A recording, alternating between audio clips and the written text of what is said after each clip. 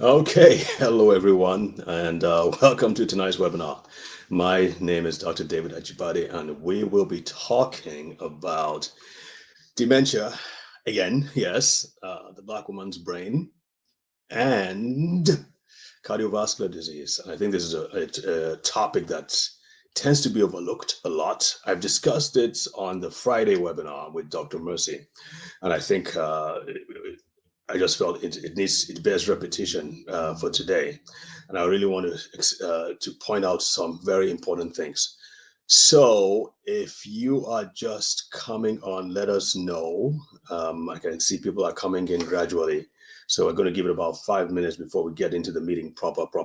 But as soon as you come in, let us know where you are logging in from. Let us know your name, of course. Let us know where you're logging in from, and we will get going. We will get started right away. Hey, Ken Mask MD. Okay, that's just great. The first person on the call is actually a man. That's always encouraging. Not to say we don't like having women on the call. Of course, we're focused on the women. When we get started in the webinar, I want to explain why. Tesha Johnson from Texas. Hi, how are you? All right, they are coming in. Hey, Elizabeth Odokara Alade. That sounds like you're from Nigeria, but you are living in New Jersey. Okay. Hey there. Somebody's from Maryland here. What's up? Tanya, Maryland. Where in Maryland are you? I'm in Baltimore. I'm in Baltimore City, to be exact. Downtown. I live downtown Baltimore City. Baltimore's a very interesting place, I gotta say. It's really interesting. I don't know why I never visited it when I first stayed. Hey, Arife, Joyner, Louisiana, Dr. Tashana Gillenwater Catron from Illinois. Elizabeth, hi. Yes. Okay. Hey, how's it going? Hey, Donna, Ohio. Figara Rucker, that's Savannah, Georgia. Oh, what's up? I have a few friends in Savannah, Georgia.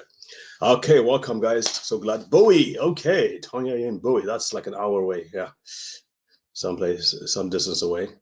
Great place. There's a very good Nigerian restaurant in Bowie, by the way. It's called Aroma. I would love to go there one of these days. It has really good food. Princess Martin is in DC. That's not too far away from Baltimore. I like Baltimore because Baltimore is like really it's kind of central location. You can go up to New York City, you can go down to DC, and the rest. Okay, Tonya from the Bahamas. Okay, welcome. Okay, a few people from anybody from the UK. Anybody? Ken says, play the piano first before I get started. Man, you are onto me, brother. You are onto me. I'm not gonna let you expose me like this. You are onto me. I'll have to lay off the piano for now. Okay, Monique Thurman, born and raised in Baltimore. Which part of Baltimore? Okay, Jamel, welcome, Jamel, New Jersey. Onwakwe, that's another Nigerian name. Do you marry a Nigerian? Okay, the time difference. Oh yeah, that's right, because UK is the time difference. So anyway, I'm going to make an announcement very soon in the course of this webinar. I'm going to be making an announcement about a course that we want to start concerning. It's called Keeping Your Marbles. I know, very trite name, but it's called Keeping Your Marbles, and basically we're going to be talking about all the things that you need to know. Practical things now. Right now, we're just giving you all like tidbits here, a little there.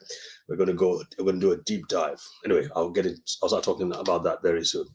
Hey, Monique. Okay, East Baltimore.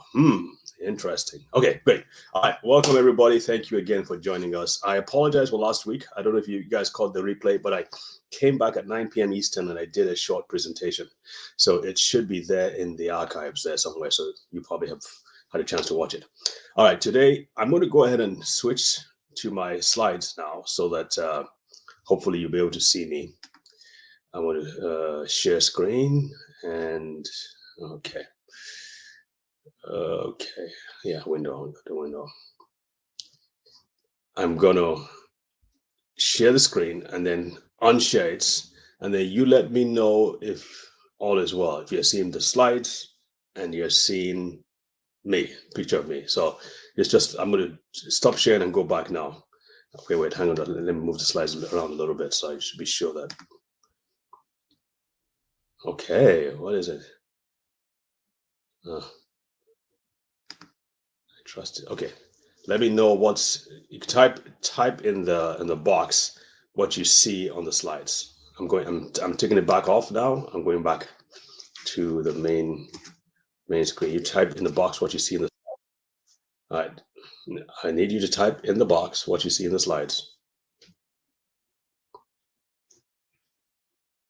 Nobody's typing in anything. Come on, folks, help me out here. What did you see? All right. Hey, Felicia, welcome, welcome, welcome, welcome. Yeah, I was hoping you just write down. Okay, CBD. Ken, good. Thank you. All right, going back now. The captions always overlap your presentation. Captions. I don't know. Maybe you might have to. It might be on your end. You might have to switch things around a little bit. Okay, good. All right. I'm going back to sharing, and then I'll be doing this now for about 20 minutes, and then I'll come back to the main screen.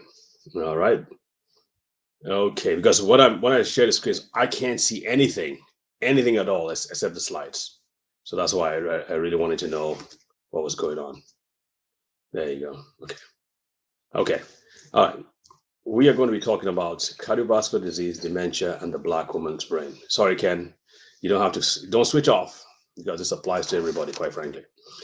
All right. So this is becoming a passion. I mean, it's been a passion of mine for a while, but it's becoming, ever since I started staying in Baltimore, it's become a major passion of mine now because I'm like, why isn't everybody talking about this? Why aren't the Black doctors themselves talking about this?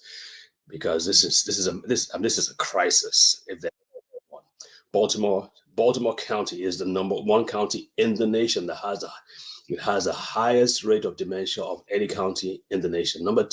Also Maryland. Maryland is the state with the highest numbers of people with dementia in the country. Of all the 50 states, Maryland is number one. So Baltimore and Maryland are on the top, and of course Baltimore is majority Black, so over 65% Black.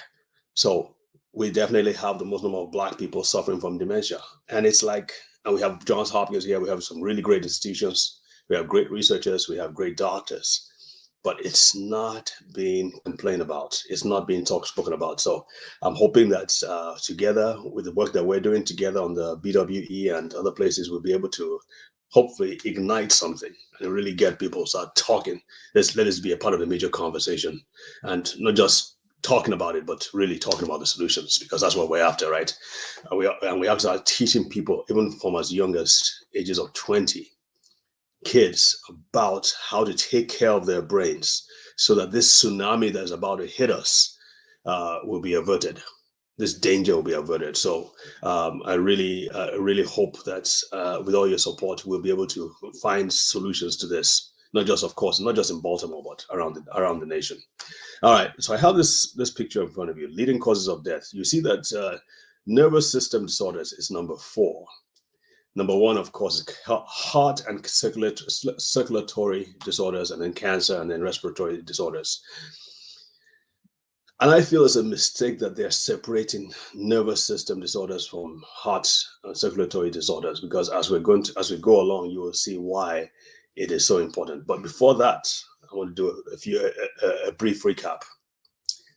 There are 3 groups that we know of for sure that have twice the rate of dementia as the rest of the population. You probably know them already. 1, military veterans. 2, Blacks. And 3, women. So there are twice women have twice the rate. And I once met a Black lady who is also a military veteran. So all 3 in one, and she was already beginning to show problems with dementia. And of course, just to pile on, unfortunately, she also had kidney disease. So she needed help. What she needs now is somebody to hold her hand, someone like, me, to basically lead her through all the steps on what to do. Unfortunately, that was not possible. I have this picture in front of me because of the work that I've been doing in Baltimore. WBAL TV, that's a local Baltimore TV station. They came and they interviewed me. They did a whole profile on TV, and which was super cool because everybody was calling me that they saw me on TV. But what my point being this, these two beautiful ladies, the lady on the left, Erin Burnett, exactly how it's spelled with the CNN Erin Burnett. Uh, her, I think it's both grandparents. She lost to dementia, and then the other lady who interviewed me, Brianna, she also had, I think, a grandparent with dementia. One of them had two, the other one had one. These are young ladies. Erin is like a junior in University of Maryland. Or she's a junior.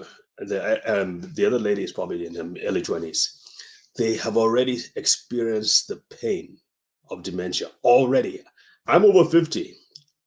Knock on wood, I don't know what it's like to live with a loved one with dementia at this point. And I pray it never happens. I'm going to do everything I can to keep my parents' brains healthy as much as possible.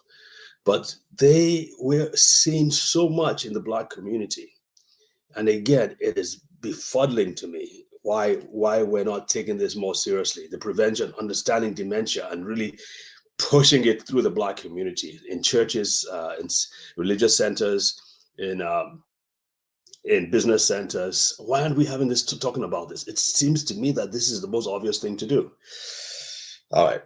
As we've said before, it doesn't matter whether you're Black or military or a woman. There are only three reasons why everybody has dementia. There are only three reasons. One, there are greater attacks. Your brain has sustained greater attacks. And that includes over a longer period of time, the frequency and the severity of the attacks. And we've discussed this in we touch on this in other presentations. Number two, there are fewer protections or fewer defenses. And we've mentioned vitamin D, but there are other things that protect the brain that are compromised. And so and that happens in some cases with Black people and even women as well, especially after menopause. I will get into that soon. Then number three, when things begin to fall apart, the people who get dementia don't receive appropriate, prompt medical care. So it's just those three things. And it's all about the synapse. Remember, this is the brain on the left. The synapse is where two individual brain cells connect. Whatever your brain is going to do, everything the brain does, it depends on that basic units, the transfer of information from one neuron to the next. If that is compromised, if that is affected in any way, your brain will begin to stumble. And that's what happens in Alzheimer's disease. The problem is at that junction, that connection is being suffocated. Those neurons, they're not being able to transmit signals from one cell to the other. And that's what's happening in Alzheimer's disease in a nutshell. Of course, that is multiplied billions and billions of times all over the brain. But when it comes down to the most basic problem in Alzheimer's disease, that's what happens. And I have a definition of Alzheimer's disease, which I really like, from the Alzheimer's Association called, and here's what it says. Alzheimer's disease is a degenerative brain disease that is caused by complex brain changes following cell damage. And that's the key. Remember we said greater attacks. There is damage to the cells, and the damage is coming from attacks. One thing or the other, it just doesn't jump. Alzheimer's disease just doesn't come out of the bushes and ambushes you and tackles you down. It's a process. Things have been happening over a period of time, usually decades before this happens, and it's damage caused by attacks. And I have this picture here: cellular damage, brain changes, degeneration, worsening signals. Before the damage happens, I want to point out again, that is the attacks that cause the damage. I probably should have included it. Probably that should have been number one. Then cellular damage should have been number two. Then complex changes, then degeneration. So let's talk about one part that is overlooked, in my opinion, far too much. I'm going to stop sharing and come back. I'm going to say, I have one question for you, and I want to type it as quickly as you possibly can. Okay, you ready? What percentage of dementia is actually caused by cardiovascular disease? Like, in other words, diseased arteries. I'll say it again. What component of dementia? Is it 20%, 30%, 40%, 50%? You give me a percentage. I'm going to switch. Check it out real quick. So go ahead and type out. I'm going to change right now. Okay. Back. Are you typing away? All right. Let me see. What percentage? Come on, folks. Where are you? 30%. Karen said 30%. Well, Quiba says 75%. All right. Okay. Anybody else? 60%. You're allowed to say 60%. Elizabeth, 40%. Tony, 30%, 20%. Whoa, somebody's bold. Carrie says 95%. Tonya, 60%. Okay. Very good. Very good. Very good. Great answers. All right. I'm going to tell you the answer is 80%. 80%. Very good. Thank you for these answers. It's 80%. In my opinion, I'm thinking it's probably like 90 to 95%. So what are we saying? And this is actually from the Alzheimer's Association website. I'm going to go back and present again. Somebody says, Tashana says 8%. Come on. Okay, you meant 80%. Okay, good. I was like, wait a minute. Okay. All right. I'm going back now to the screen. Let's continue the presentation. All right. Okay. Why did it go? What? Why did it go back to the beginning? That doesn't make sense. Okay. Okay. So cardiovascular system. Okay. Let's move on. So a lot has to do with blood flow. If the brain cells are not getting nutrition, not getting enough oxygen, and remember we get about 25% or 20 to 25% of all the energy, of all the nutrients, all the oxygen that comes into the body goes to the brain, and it goes to the brain first after the heart. After the heart has gotten its nutrients and its supplies of oxygen, the blood goes straight to the brain. So heart first and then the brain. It's critical. The brain needs oxygen, and so any compromise to that delivery of oxygen and nutrients, the brain cells are super sensitive. They're going to start dying. So if there's anything that occludes or compromises our blood flow, it's going to happen. And what happens as we grow older is that we begin to our blood flow as a rule. As you grow older, blood flow to the brain and within the brain begins to diminish. So as you can imagine, and that's why older people tend not to think as fast. Their memory doesn't work as well, and there's nothing wrong with their brains in that sense. It's just that it's just not as efficient as it used to be. Kids will. I still now. I'm in my 50s. I try to remember things, and I'm conscious of the effort I'm making to remember things. When 20 years back, I wouldn't have had to perform to be that conscious. It will just come to me. And I'm sure that's the same for many of you as well. But in addition, if you're older and there's a pathology, maybe you're dealing with hypertension, or you're dealing with cardiovascular disease such as caused by diabetes, or some heart disease like atrial fibrillation, or any of these many different conditions. But the big three obviously are hypertension, high blood sugar, and some talk about atrial fibrillation as well. Cholesterol, high cholesterol may also be a factor as well, but it doesn't come as close to the hypertension and the high blood sugar. So that as you age and you're dealing with those things, maybe your blood pressure is not well controlled. Maybe your blood sugar is not well controlled. Maybe you're slack about it. I'm trying to tell you now that you've got to make sure that they are within normal limits. Because we are now finding out that over time, those high levels will begin to break down and cause damage to the cardiovascular system and the neurovascular system. That means the blood vessels in the brain. And once the blood vessels in the brain begin to break down, it's not just a matter of just reducing the supply of oxygen, but once those vessels begin to get diseased, that disease process itself triggers inflammation in the brain and causes damage to the brain cells themselves. So it's not an inert thing. It's not just that the brain cells aren't getting enough oxygen and they're dying. It's actually an active process when the blood vessels are not healthy themselves, it causes active damage. I hope that's making sense. Now, when it comes to women, and that's why I have this slide in front of you, menopause, estrogen, and the vasculature. When you get into your 50s and the estrogen levels begin to drop, the estrogen itself is known to have a lot of beneficial effects on the blood vessels. It improves estrogen, the hormone, improves blood flow to the brain. It improves blood flow within the brain. It helps to heal and helps to expand the blood vessels. It's almost like an anti-inflammatory. So the estrogen is a very healing hormone. It's a health boosting hormone, especially in the brain. And what we know too is that even for the heart as well, the cardiovascular system, estrogen is super important for a healthy heart. That's why we begin to see higher levels of heart disease and heart attacks in women after menopause. One of the reasons for that is that the estrogen levels are dropping.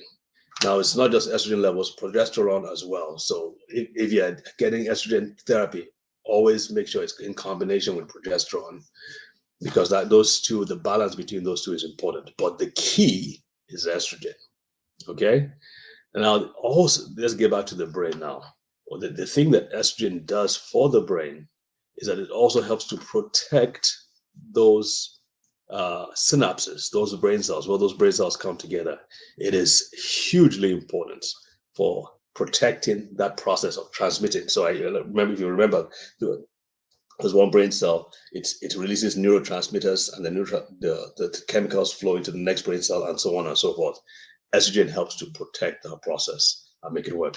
There's a lot of other things estrogen does for the brain, but those are the key things. I don't want to overload you, but those are the key things that estrogen does.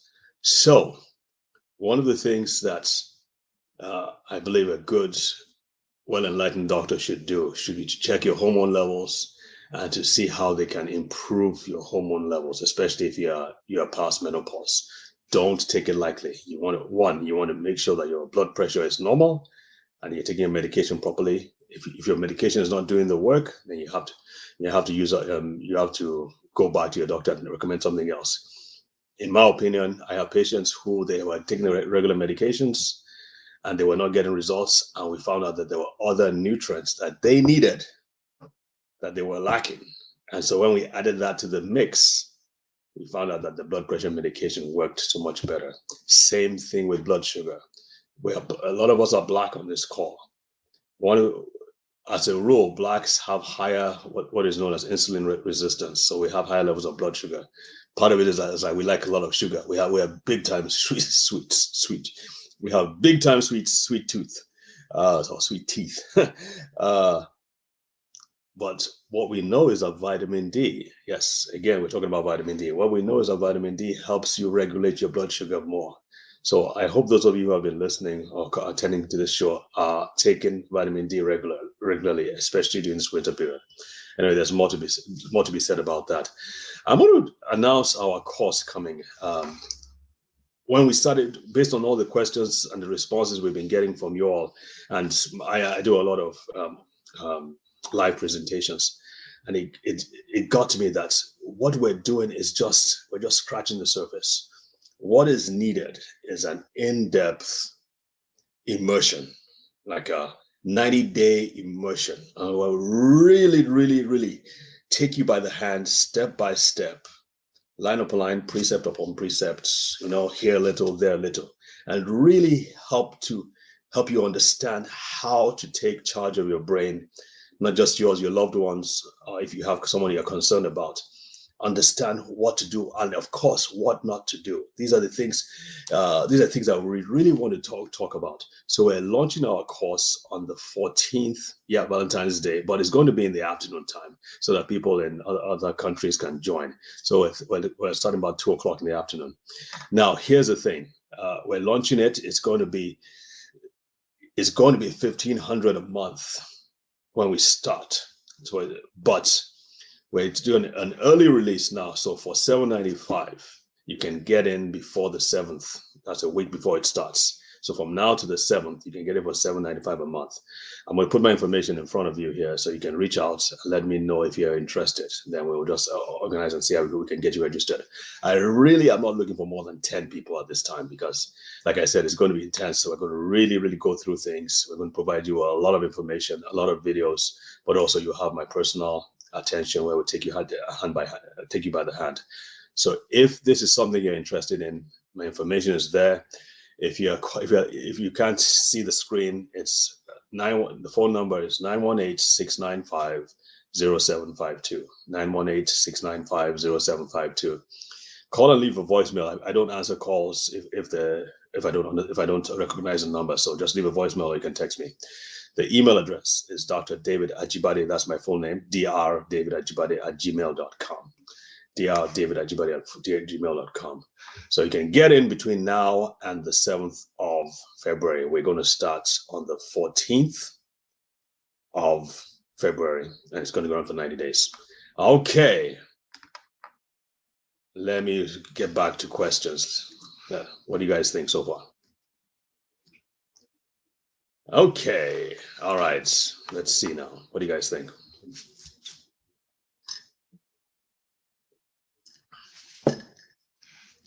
Hello from Oklahoma City. Sorry I'm late. You are okay. You are cool. Varay. Okay. Then we're going to scroll back up. All right. I'm looking for questions now. Stop. Wow. Okay. Tony. Wow. Tony says, wow. Hello, Lynn. What if you suffer from poor circulation? Yeah, you got to find out why your circulation is poor. You got to go check yourself out. I read that if your thyroid is not controlled, and I don't see a complete question there. Are there supplements that can help with oxygen levels? Well, there are supplements that can help with the lungs, improving your lung capacity. There are supplements that can help with improving blood flow. There's supplements that can oxygen. I believe there are. Yeah, there are some oxygen. There are supplements that can help with oxygen supply, but a lot of it has to do with improving your lung capacity, improving your ability to take in oxygen. Okay. What if estrogen causes your cancer? How do you replace that? So my philosophy is I never use fully formed estrogen for my patients. I use nutrient formulations that contain the building blocks, the precursors, so to speak, the raw materials for the body to make its own estrogen and to make its own progesterone and to make its own testosterone. And why that's so cool is that it puts it in the right balance. And of course, vitamin D is like a hormone itself. And everything has to be with the base of vitamin D. If you have enough vitamin D and then you now build upon that, you're going to work. But what I see is that many doctors don't even test your vitamin D levels. They just go ahead and just supplement with the fully formed estrogen. That can in some cases cause cancer. So you want to be very, very careful where that's concerned. Does tiny veins contribute to dementia? Well, the brain has a lot of tiny veins. I wouldn't say the tiny veins themselves contribute to dementia. I would say that veins that have been blocked or compromised can contribute to dementia. All right. What about HRT? Michelle says, what about HRT in their 50s? People taking HRT, that's hormone replacement therapy in the 50s. Here's what research says. If you start taking hormone replacement therapy at or around the time of menopause, not long after, it works better. But if you've had menopause now and you're like 5 years, 6 years, 7 years before you do the HRT, the research is saying that it doesn't help us much, and in some cases it could be detrimental. That's why, again, I never use fully formed hormones. It's always safer to use the natural precursors so the body can make its own hormones, its own estrogen and its own testosterone. There are medications for dementia. Well, the truth, are they effective?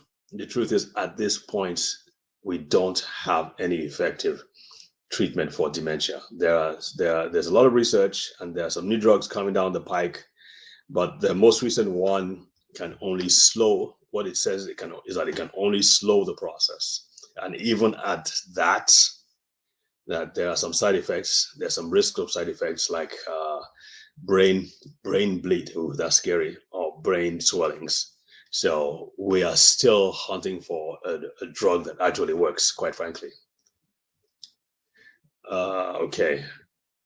Oh my God, Elizabeth, what is it? What is it? Oh my God, what did I say? Tell me, what nutrients helps? So this is one of the kind of things that we can't just do on the surface, because these are just general questions that's we need to be. They require more in-depth, one-on-one talking and explaining and really understanding the context and what your situation is. And I'm not trying to be evasive. Trust me, I give out information every day. I'm always talking for free. But when it comes to transformation, if there's a solution, maybe you're dealing with memory issues and you can't remember, or you're concerned about your brain, whatever reason, you're not going to get really good answers from being on a conference call like this. You need to have a one-on-one. You need to have like a deeper immersion, like I keep on saying. Okay.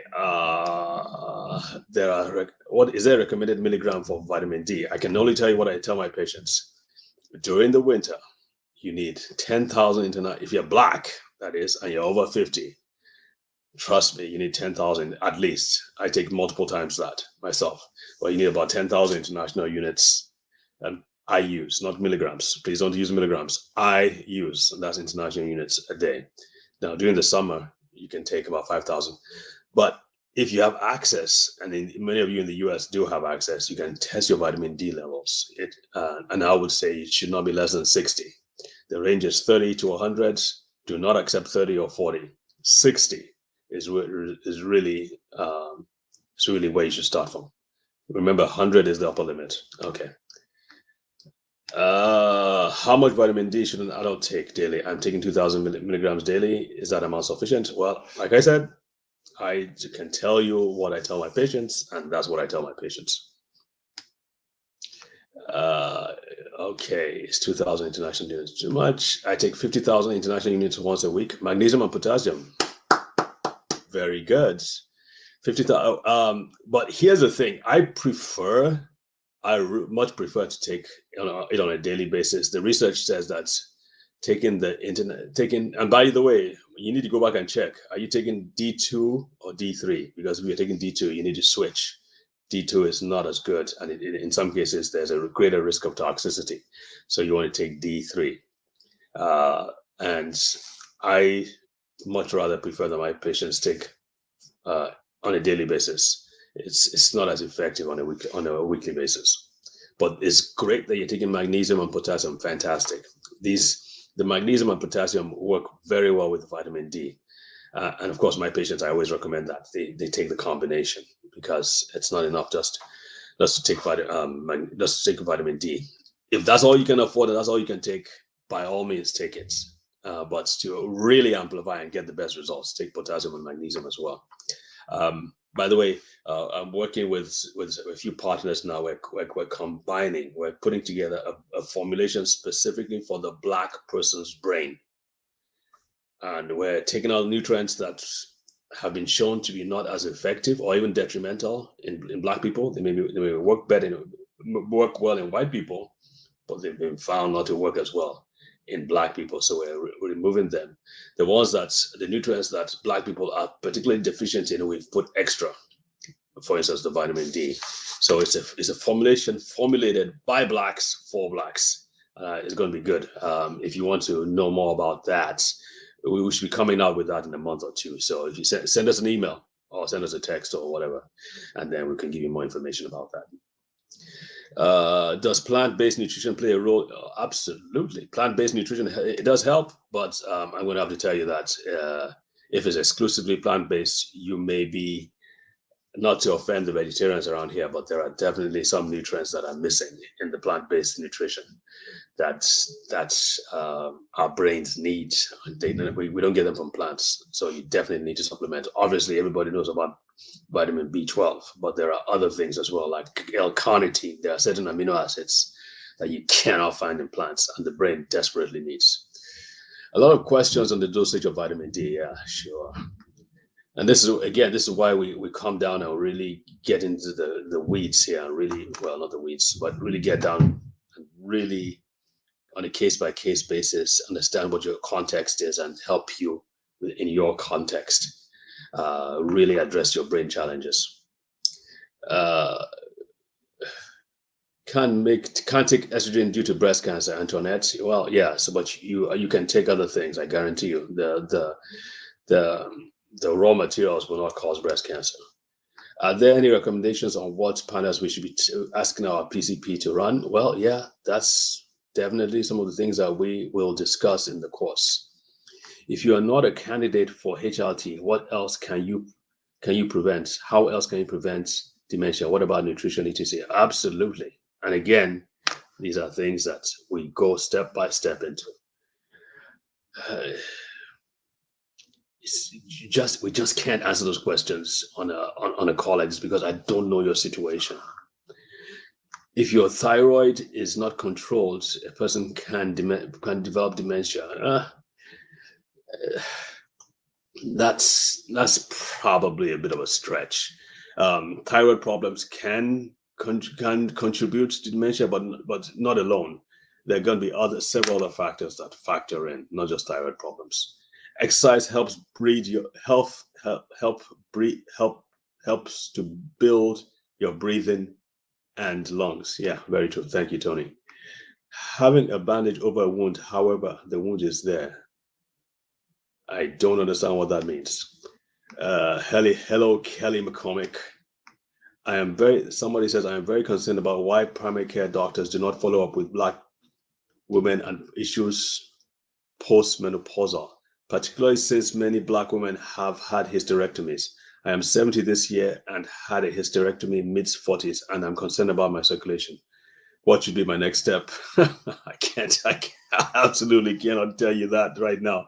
But I would say you need to check your hormonal levels, your vitamin D levels for sure. I don't know what your insurance will allow you to do, but you want to check your circulation. Yeah, you want to check your circulation. Like another thing we always check about is homocysteine levels and your blood sugar levels. Yeah. Honestly wish I could really dive deep in for you guys. I really wish. I take 2,000 milligrams of vitamin D. No, there's no way you can take 2,000 milligrams of vitamin D. You need to go back and check that, Jamil. That is not correct. That's way too much. Great presentation. Have a lot to ask and to bring to my doctor. Thank you, Elizabeth. Okay, good, Tony. You're taking D3. Good. How does omega-3 interact with D3? They don't. Omega-3 is super important. I would say take as much omega-3 as you possibly can. The recommended dose is 1 gram a day, but doctors who know what they're doing say at least 4 grams a day. I have my bottle of omega-3 here, and it's 4 grams a day. Obviously, some people vary, so different people can have different tolerances. If 4 grams is too much, some people, like my mother now, I give her omega-3s, and she only manages one pill a day. Otherwise, she gets oily stools. They sell the small gel vitamin D3 in Costco. Yeah, small and easy to swallow. Yeah, I just chew mine. The gel capsules, they don't taste bad at all. I do not worry about taking estrogen supplements. I have a PE. I had a PE, pulmonary embolism. Oh, that stuff. Yeah. You don't want to take fully formed. I keep saying, and I hope you understand what I'm saying. There's a difference between a fully formed estrogen, whether it's a pill or a patch or whatever, and the building blocks. Wait, if you're eating any kind of food, you are getting some degree of the building blocks. It's just not in good enough amounts. So there are things. But if you've had pulmonary embolism, there are certain nutrients and supplements that can help to improve blood flow in your lungs and help to widen the blood vessels so blood flows better, and even helps to heal the lining of the blood vessels. Okay, you get vitamin D from the sun. Well, Jamel, yes, indeed. But most people do not get, well, and trust me, you're not getting any vitamin D from the sun in the winter. Forget it, especially if you're in the Northeast. So don't kid yourself that you're getting vitamin D in the winter. Even if the sun is outside in the winter and you go out, forgive the term, butt naked, you are not getting vitamin D. And yes, and of course, if you're black, sun is not good enough. Is the cost for doctors? Yes, because most doctors don't know what I'm going to be sharing. Most doctors have no clue, unfortunately. Yeah, even I know. I mean, I say it, and I'm like, yeah, it's not. Unfortunately, it's not. And sometimes doctors have to show some humility and say, well, this is, I don't know this, because I had to leave medicine and go in search of these things because I wasn't getting the answers within the medical field. So I had to humble myself and get off the beaten track, or the beaten path, and go search for the answers myself. And I had to humble myself and get information and learn from people who are not doctors. But I found out that there are people all over the world who have critical information, and I just had to find a way to put these pieces together into something that works. And that's what we're doing in this course called Keeping Your Marbles. Oops. Hang on just a minute, folks. I gotta charge it. It's giving me the warning sign right here. Hang on. Yeah, you guys probably see now that I have a.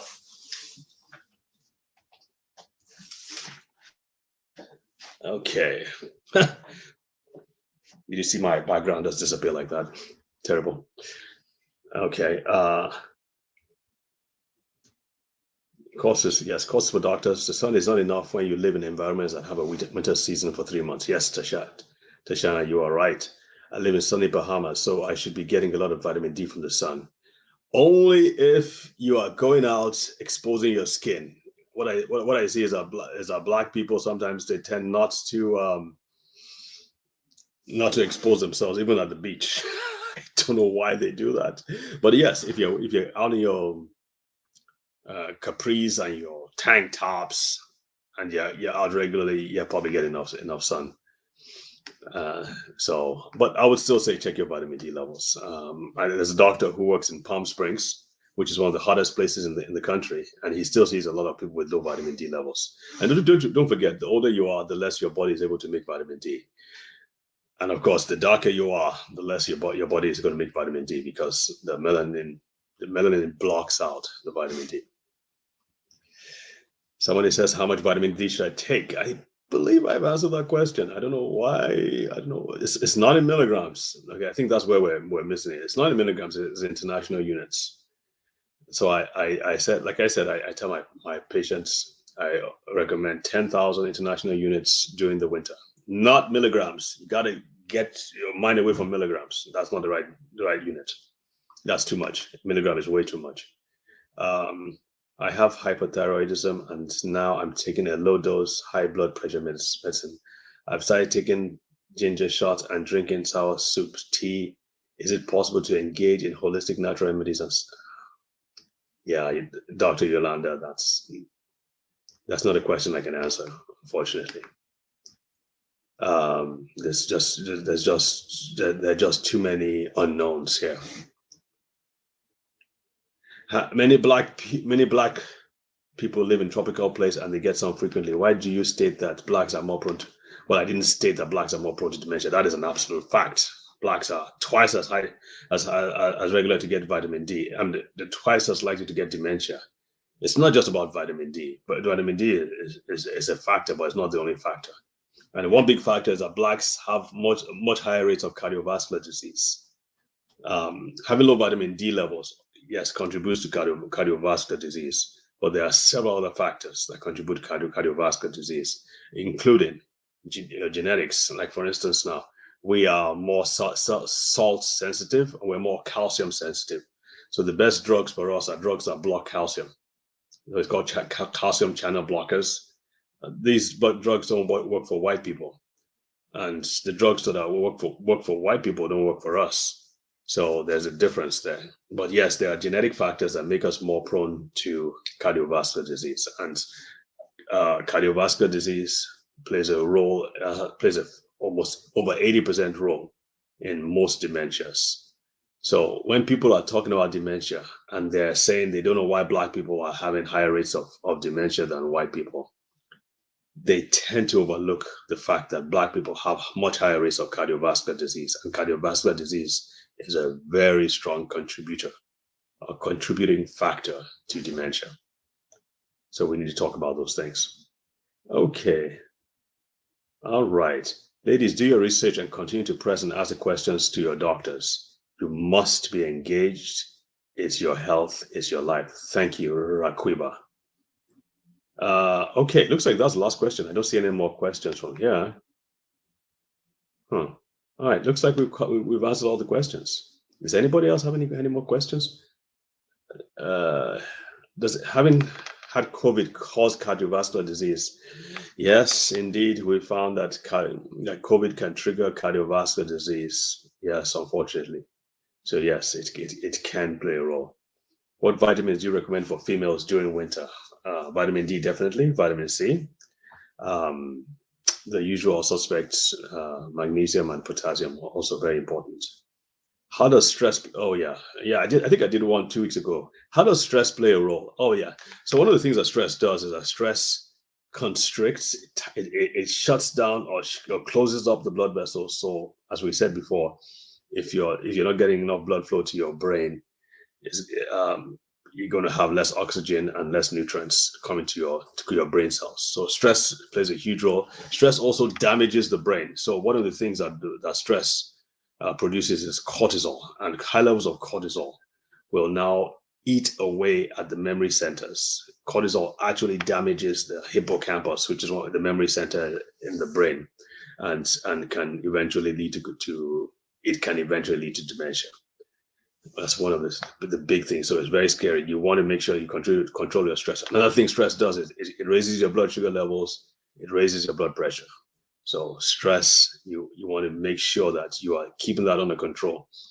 Another thing you want to be making sure you're doing is that you're sleeping well at night. And I think I've done a talk on sleep, but the connection between sleep and dementia, I think I need to do that again to really talk about the connection between sleep and dementia and where stress comes in place, where stress can play a role.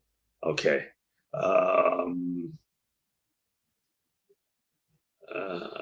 So Jamel says, I take 2,000 international units. Well, like I said, I recommend to my patients 10,000 international units. Your doctor may recommend something else. I'm not in a place to tell you what your doctor is, to contradict what your doctor is saying. The stress levels in the Black community are extremely high compared with other communities. That could be true, yes. A couple of weeks ago, when you were talking about magnesium intake, I think no, I never said 4,700. I never did. The recommendation for potassium is 4,700. I know most people are not getting anywhere close to that. Magnesium, I believe, is 300 milligrams for women, about 400 or 450 milligrams for men. That's a requirement on a daily basis. Yes, Angela says, is this available for replay? I missed the first 15 minutes. I take ashwagandha to help relieve stress. Okay, so we are getting to the end of the show. I want to encourage you again. If you are considering it, I'm going to put this up again so you can see, just in case some of you joined later on. We are starting a course called, let me see where we can find this now. Called, yes, keeping your marbles as opposed to